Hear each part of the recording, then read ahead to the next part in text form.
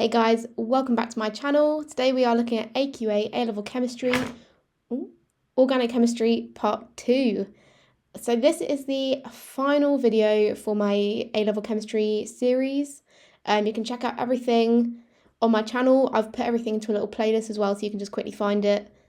And a link to this presentation plus the AS content will be in the description below.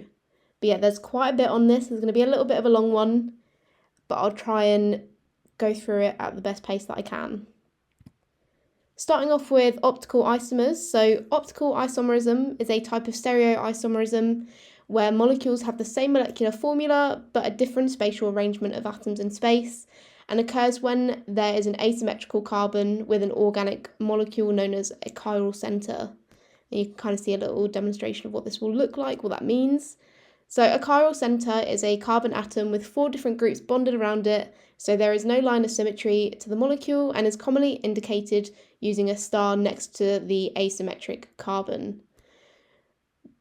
The presence of a chiral center leads to the presence of 2 possible isomers that are mirror images of each other, also known as an optical isomer. The 2 different isomers are called enantiomers. Apologies for my pronunciation. Luckily, chemistry has never been a speaking exam, so and are unique due to their effect on plane polarized light. And each enantiomer causes the rotation of plane polarized light by 90 degrees in opposite directions. Again, you can kind of see a kind of representation of what this will look like and what that actually means. For those of you that are visual learners, I tried to put images in where possible. A racemate is formed when optical isomers are produced as a pair of enantiomers in a 1-to-1 ratio. The optical rotational effect on polarized light caused by each causes the overall effect to be 0 as the opposite direction of rotation cancels out, and as a result the mixture produced is optically inactive, known as a racemic mixture. These 2 isomers are able to form in this way due to a nucleophilic addition reaction. In these reactions, nucleophiles are able to attack a molecule with a carbonyl group from above or below the C double bond O bond, and so 2 possible products of the section are mirror images and therefore optical isomers. Now looking at aldehydes and ketones. So aldehydes, this is a functional group of CHO containing a carbonyl group, so the C double bonded to the O, produced from the initial oxidation and distillation of primary alcohols. These will readily oxidize further in the presence of acidified potassium dichromate to produce carboxylic acids and can be tested for using Tollens reagent or Fellings solution. Then we have ketones, which is a functional group of C double bonded to O, a carbonyl group. They are produced from the oxidation of secondary alcohols with acidified potassium dichromate, and there is no further oxidation of ketones. So all the oxidation reactions involved to produce aldehydes and ketones can be reversed via reduction reactions with a reducing agent NaBH4 and is an example of nucleophilic addition. Nucleophilic addition reactions can also take place with the Cn- nucleophile, which is a form of synthesis as it causes the carbon chain to be extended by 1 carbon atom, producing a hydroxynitrile. KCN is often used as the reagent to provide the nucleophile instead of HCN, as this is hard to store as a gas and reacts to produce dangerous byproducts. And you can kind of see in the bottom mechanisms kind of how this would work. Then hydroxynitriles commonly contain a chiral carbon center, meaning optical isomers of the product exist, and the Cn- nucleophile can attack from either above or below the double bond, causing different enantiomers to be produced. And when naming these compounds, the carbon on the nitrile group is included in the carbon chain and is taken to be carbon number 1. Then we have specifically looking at carboxylic acids and esters. So a carboxylic acid is the functional group COOH containing a C. That's meant to say carbonyl. Apologies for that. A carbonyl group, so C double bonded to O, and an OH acid group produced from the oxidation of primary alcohols under reflex. under reflux. What is going on? Carboxylic acids are weak acids that slightly dissociate when in solution, forming a H+ ion and a carboxylate ion, which looks like RCOO. They react as acids with carbonates to produce a carboxylate salt, water, and CO2. Small chain why can't I speak now? I don't know what's going on. Small chain carboxylic acids are able to form hydrogen bonds with water molecules between the lone electron pair on an oxygen atom and a dipole positive hydrogen atom, so they are soluble in water. Carboxylic acids can react with alcohol in the presence of a strong acid catalyst to form esters, called esterification, carried out under reflux. Esters are sweet-smelling compounds used in food flavouring and perfumes with low boiling points and also make good solvents for other polar molecules. Vegetable oils and fats are esters of naturally occurring glycerol, which undergoes esterification to form triglyceride esters. Again, you can kind of see how these different types of reactions work and the kind of structures of these carboxylic acids and esters. So ester hydrolysis is the reverse reaction to esterification, converting esters back into alcohol and carboxylic acids, done by adding water but changing conditions to produce different products. So in terms of conditions, so if done in an acidic condition, you can see the kind of reaction there, and also how this would look slightly different in alkaline conditions. The production of the salt in alkaline conditions is called saponification, which is commonly used as soaps, as they have hydrophilic and hydrophobic properties. Carboxylic acids are derivative molecules where the OH group is replaced by another group with three main derivatives. So the three main are acid anhydrides, acyl chlorides, and amides. So acid anhydrides are formed when water is removed from two carboxylic acids. Then you have acyl chlorides, so react violently due to the very polar COCl group. And then amides reacts to form N-substituted amides. And the last bit of information about these. So these compounds react via nucleophilic addition-elimination reactions, where the addition of a nucleophile leads to the elimination of a product under aqueous conditions. So acyl chlorides can react with other compounds too. So when reacting with water, it forms a carboxylic acid. When reacting with alcohol, it forms an ester. With ammonia, you get an amide. And with amines, you get an N-substituted amide. Aspirin is an ester produced from salicylic acid and ethnic anhydride. And ethanol chloride can also be used to produce aspirin. However, it's not used in industry as it is expensive and produces harmful HCl fumes as part of the reaction.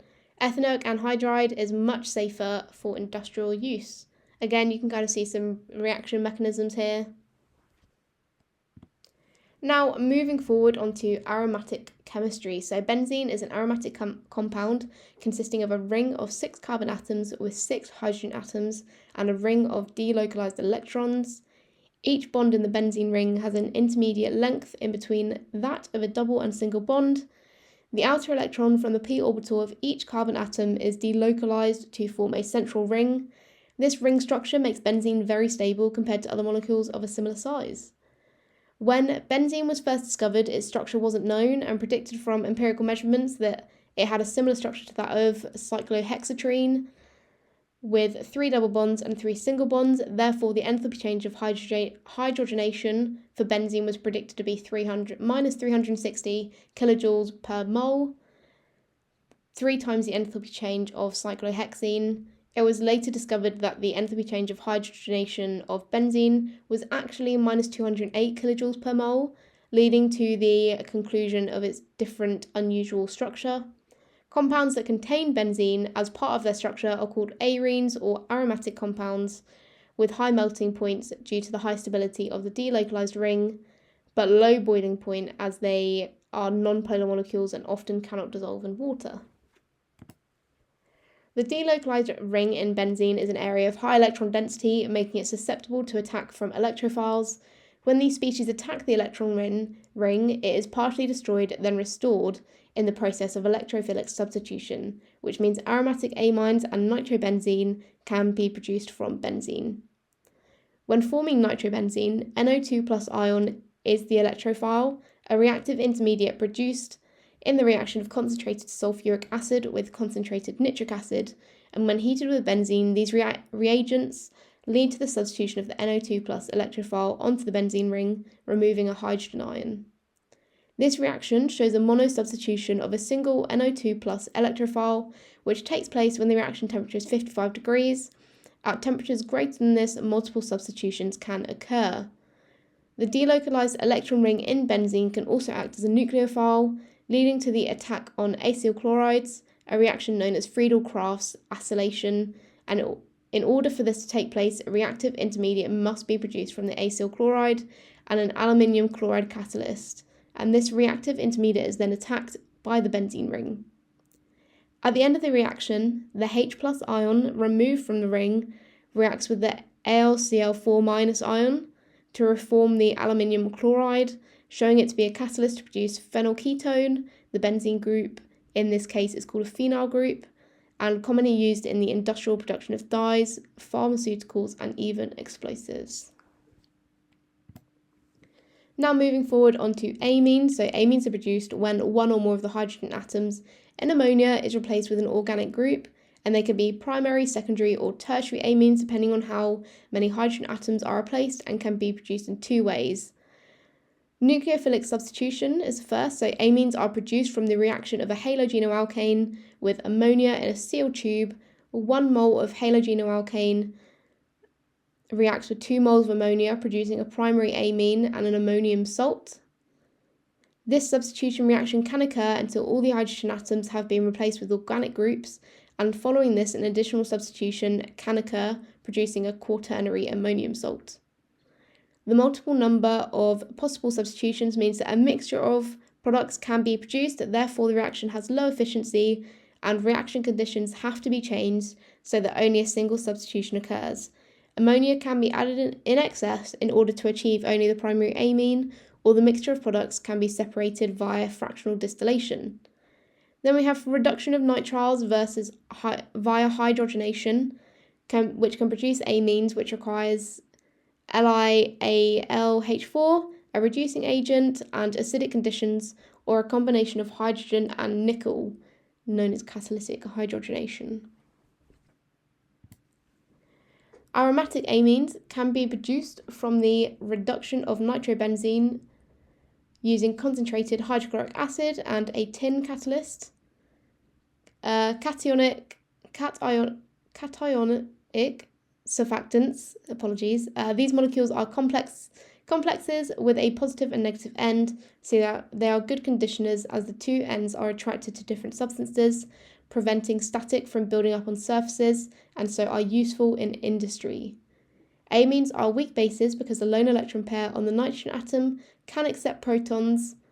The base strength of amines depends on how available the electron pair is on the molecule, and the more available, then the stronger base it is. The inductive effect, so this is where different functional groups can affect how available a lone electron pair is by changing electron density around the bond. Aliphatic amines are stronger bases and aromatic amines are weaker. Benzene rings draw electron density away from the nitrogen, making it less available, and alkyl groups push electron density towards nitrogen, making it more available. Then we have nucleophilic substitution, so amines can act as nucleophiles because the lone electron pair is attracted to the polar positive regions on other molecules, and therefore can substitute halides on halogenoalkanes to perform primary, secondary, tertiary amines and quaternary ammonium salts. Then we have nucleophilic addition elimination. So amines can also undergo this with acyl chlorides to produce amides and N-substituted amides, and can also occur with ace anhydrides to produce an amide and a carboxylic acid. Moving forward to looking at polymers. So condensation polymers form when a water molecule is removed from the species of reaction, and there are 3 types. So firstly we have polyamides. So these are formed in a section between why can't I say that now? Dicarboxylic acid and a diamine. A molecule of water is removed, leaving an amide linkage, commonly formed from long-chain molecules, which provides them with strength. Then we have polyesters, so formed in a reaction between dicarboxylic acid, you know what I mean, and a diol, producing an ester linkage. Then we have polypeptides, so formed from multiple amino acids. A single monomer can produce a polymer due to the presence of both an NH and an OH group.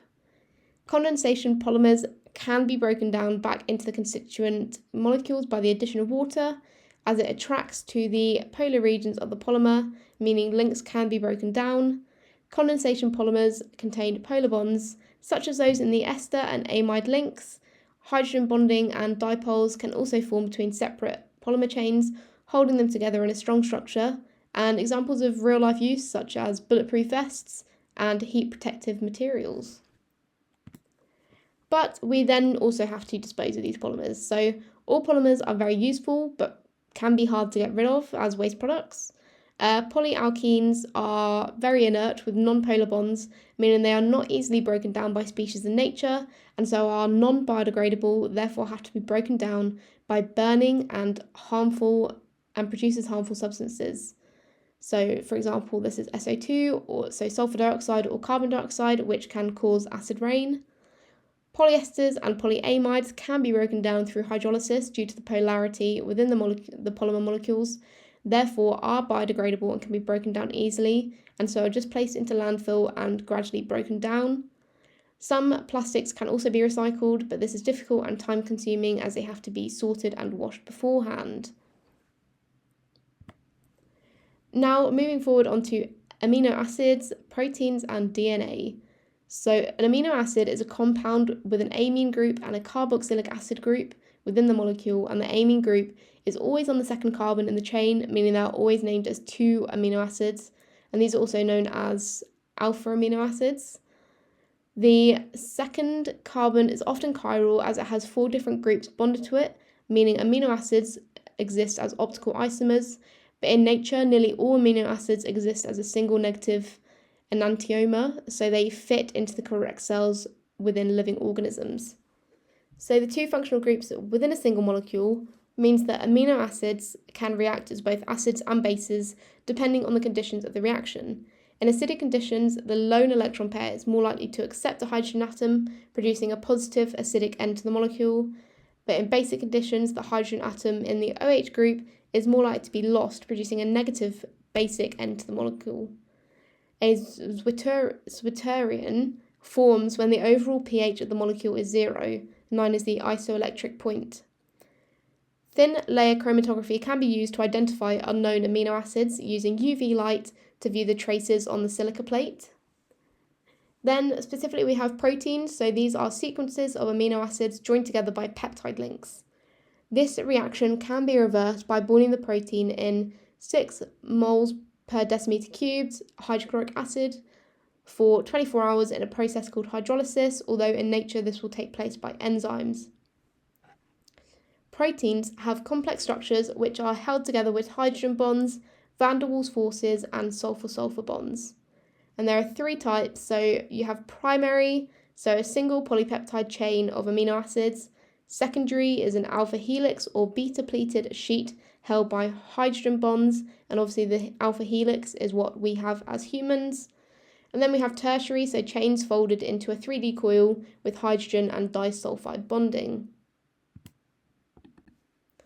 Disulfide bonding, so this is a sulfur-sulfur bonds that hold together tertiary structures, are known as a disulfide bridge, and keep the protein structure stable by losing 2 hydrogen atoms. Enzymes are proteins with a tertiary structure that act as biological catalysts. They contain active sites that are specific to a certain molecule that they break down, called a substrate. Enzymes are stereospecific, meaning they can only break down a single enantiomer and will have no effect on the other optical isomer. DNA, so deoxyribonucleic acid, is a condensation polymer formed from a sugar, a phosphate and a base. These molecules join together to form a nucleotide, which consists of one of each molecule. The sugar present in the nucleotide that makes DNA is 2-deoxyribose. Sugar phosphate bonds hold together multiple nucleotides into a polynucleotide strand. These bonds make up what is known as a sugar phosphate backbone. There are 2 possible bases that could be present in the nucleotide: adenine, cytosine, thymine, and guanine. I honestly I can't apologise enough for my pronunciation of half these words. But you know what I mean. These bases pair up to allow a single strap of DNA to join with another via hydrogen bonding to form a double helix structure of DNA. These bases must pair up in specific complementary pairs, so guanine and cytosine bond with 3 hydrogen bonds, and thymine and adenine bond with 2 hydrogen bonds. Cisplatin is used as an anti-cancer drug, so it's a cis isomer of a square planar complex of platinum. Cells in the natural world are chiral, so only the Z isomer of the drug is effective and will be the correct orientation to fit the cells and has to be able to bond to 2 adjacent guanine bases. Cancer spreads by replicating bad DNA, and cisplatin bonds to this mutated DNA to prevent it replicating via ligand replacement with guanine. But there are obviously side effects, so the most common is hair loss, so hence why this kind of medication is administered in small amounts. Now, looking at organic synthesis, so synthesis pathways are needed to convert starting materials into a target compound, which is achieved through multi-step pathways. And when designing these pathways, multiple things must be considered. So you have product yield, so this relates to Le Chatelier's principle. And then we have reaction conditions, if a catalyst is needed, reagents, the process involved, so whether it's a batch or continuous, hazards with the reagents or conditions, cost, formation of isomers, and the reactivity of functional groups present. The best synthetic pathways keep the number of steps as low as possible, improve the yield of the final product, the desired product that we want to actually get out of the reaction, and this yield can be low as well, either as some is left in the reaction mixture or because the reaction is incomplete or reversible. And here's just a little handy picture of basically all the different kind of bonds that you need to know about, just as a nice little summary of everything, because obviously there's a lot of information. Then looking at organic synthesis again, but in terms of there's a map as well on the next slide, which I'll show you. So this is kind of a summary of everything. So oxidizing agents, so acidified potassium dichromate, oxidizes primary alcohols to form aldehydes, and then carboxylic acids.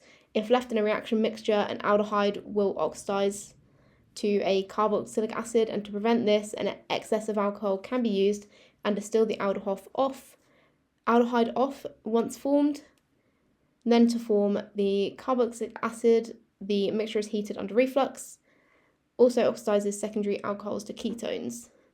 Then we have reducing agents, so this NaBH4 reduces the carbonyl bond to a COH, and a hydrogen and nickel catalyst reduces the alkene bond.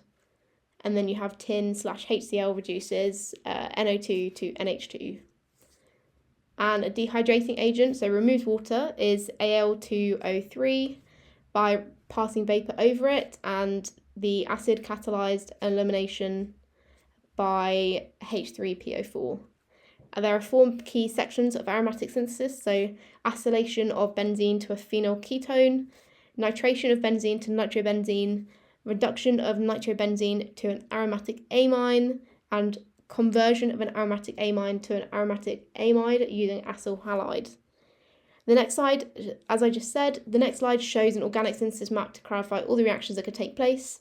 And for answering exam questions, you'll need to be able to suggest reagents and reaction conditions, identify reaction intermediate structures, draw mechanisms, and suggest products. So hopefully you can see that clearly. If not, the presentation is in the link below, like I said at the beginning. So if you need to kind of get a clearer image of it, then you'll be able to just look for it on there. But this kind of clarifies it. You've got the products, what they look like, how these reactions take place, and what kind of reaction it actually is as well, based on the colours of the arrows. Now looking more at the analytical techniques, so nuclear magnetic resonance spectroscopy, Also known as NMR spectroscopy, is an analytical technique that allows the structure of a molecule to be determined by analysing the energy of each bond environment, and different bond environments within a molecule absorb different amounts of energy, meaning they show as different peaks on a spectra printout.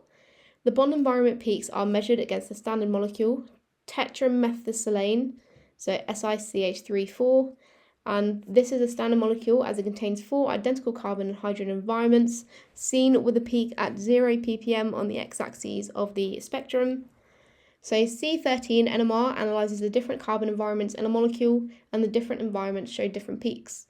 Carbon environments that are near to oxygen have values shifted to the right, as oxygen is very electronegative and changes the bond environment and how it absorbs energy.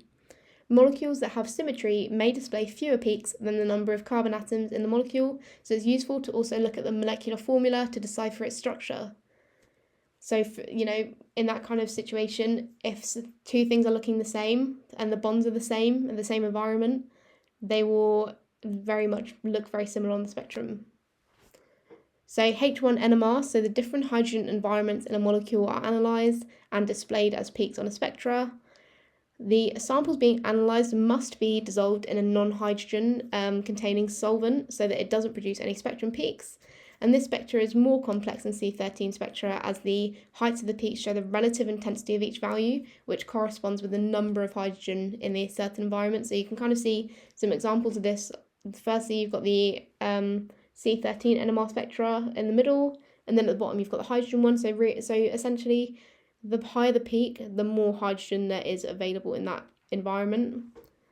And then CCl4 is therefore a common solvent used along with deuterated solvents containing deuterium, which is an isotope of hydrogen. The peaks of a H1 NMR spectra also inform where each environment is positioned within the molecule, where peaks are split into a small cluster of smaller peaks, indicating how many hydrogens are on the adjacent carbon atom within the molecule. And these peaks follow an n+1 rule, where n is the number of hydrogen on the adjacent carbon. So you can kind of see examples on the right-hand side in the top image. So a singlet, so there's no hydrogen on the adjacent carbon. A doublet, so 1 hydrogen on adjacent carbon. Triplet, 2 hydrogen, and then quartet is 3 hydrogen. There are some common combinations of peaks and splitting patterns that make deciphering structure easier. So for example, a triplet quartet is a common combination as it represents a CH2-CH3 fragment. Then multiple fragments can be worked out and pieced together to determine the full molecule structure. Now looking further at chromatography, so this is an analytical technique used to separate and identify component molecules of a mixture using a mobile phase, so substance that allows molecules to move over or through the stationary phase in the form of a liquid or gas dependent on the type of chromatography. More soluble products move further with the mobile phase. And a stationary phase, so a substance that has affinity to molecules in the mixture being analysed. The greater the affinity of a molecule to the stationary phase, the shorter the distance it moves with the mobile phase. The RF value is unique to each different component molecule in the mixture being analysed. So distance moved by the molecule divided by the distance moved by the solvent provides you the RF value. And there are 4 types of chromatography. So firstly, you have thin layer chromatography. So a metal plate is coated with a thin layer of silica and solvent moves up the plate. The plate is then dried in a fume cupboard to reduce toxic fumes. Chemical traces are then viewed using a UV lamp, and the distances travelled can be measured, or a developing agent can be added, such as iodine, to allow traces to be seen by the naked eye. Then we have a column chromatography. So a vertical column is packed with a solid powdered substance which acts as the stationary phase. A solvent containing the mixture being analysed is then added and moves down the column, which is the mobile phase, and molecules move down at different times and collected as separate samples. The time taken is for the substance to drain is the retention time and helps to identify molecules. Then we have gas chromatography, so a thin tube is packed with a solid powdered substance, the stationary phase, and a high pressure gas is passed through this tube, the mobile phase, to separate mixtures of volatile liquids which are fed into the gas chromatography machine as vapours, and the machine records a retention time allowing them to be identified. Then we have something known as GCMS, so this is a combination of gas chromatography and mass spectrometry. So the combination of two types of analytical technique for a more advanced analysis, and it's much faster process and more accurate for identification. So it goes through the process of gas chromatography, and then it gets passed through to the mass spectrometry side of things. But that is everything for organic chemistry and everything done for A-level chemistry as well. I really hope you guys have found all these videos useful, and again, all the videos can be found in a playlist on my channel. And if you have any questions at all, please do not hesitate to comment them below, and either myself or your fellow students will get to them. And yeah, what else is there? Please feel free to subscribe. I also have other videos on my channel for A-level psychology and sociology if you're also studying them, and give this video a like so that people know that it's a useful resource. But yeah, enjoy good luck with your exams.